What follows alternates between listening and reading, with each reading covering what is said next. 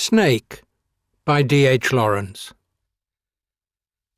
A snake came to my water trough on a hot, hot day, and I in pyjamas for the heat, to drink there. In the deep, strange-scented shade of the great dark carob tree, I came down the steps with my pitcher, and must wait, must stand and wait, for there he was at the trough before me. He reached down from a fissure in the earth wall in the gloom, and trailed his yellow-brown slackness, soft-bellied down over the edge of the stone trough, and rested his throat upon the stone bottom. And where the water had dripped from the tap, in a small clearness, he sipped with his straight mouth, softly drank through his straight gums, into his slack long body, silently. Someone was before me at my water trough, and I, like a second comer, waiting.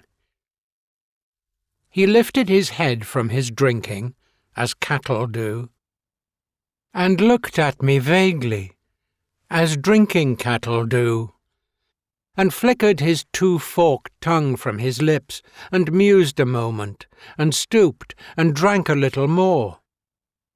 Being earth-brown, earth-golden, from the burning bowels of the earth, on the day of Sicilian July, with Etna smoking.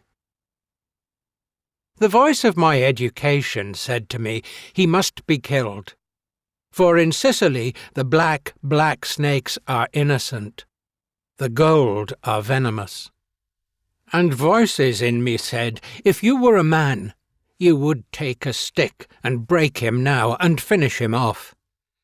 But must I confess how I liked him? How glad I was he had come, like a guest in quiet, to drink at my water trough, and depart peaceful, pacified, and thankless, into the burning bowels of this earth. Was it cowardice that I dared not kill him? Was it perversity that I longed to talk to him? Was it humility to feel so honoured? I felt so honoured. And yet, those voices, if you were not afraid, you would kill him. And truly, I was afraid. I was most afraid.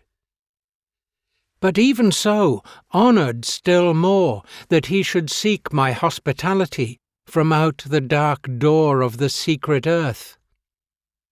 He drank enough, and lifted his head dreamily as one who has drunken, and flickered his tongue like a forked knight on the air, so black, seeming to lick his lips, and looked around like a god, unseeing into the air, and slowly turned his head, and slowly, very slowly, as if thrice a dream, proceeded to draw his slow length curving round, and climb again the broken bank of my wall face.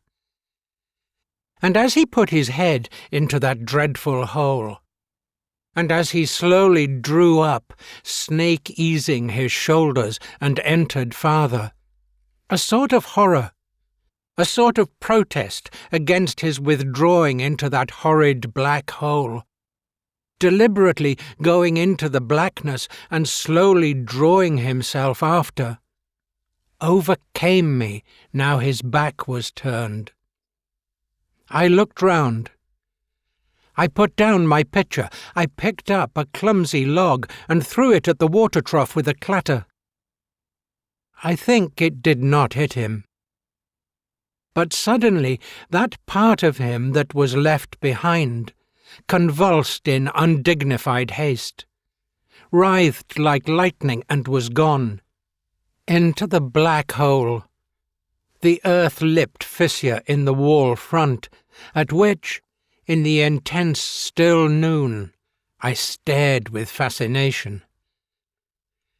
And immediately I regretted it, I thought, how paltry, how vulgar, what a mean act. I despised myself and the voices of my accursed human education. And I thought of the albatross, and I wished he would come back, my snake. For he seemed to me again like a king in exile, uncrowned in the underworld, now due to be crowned again. And so I missed my chance with one of the lords of life, and I have something to expiate. A pettiness.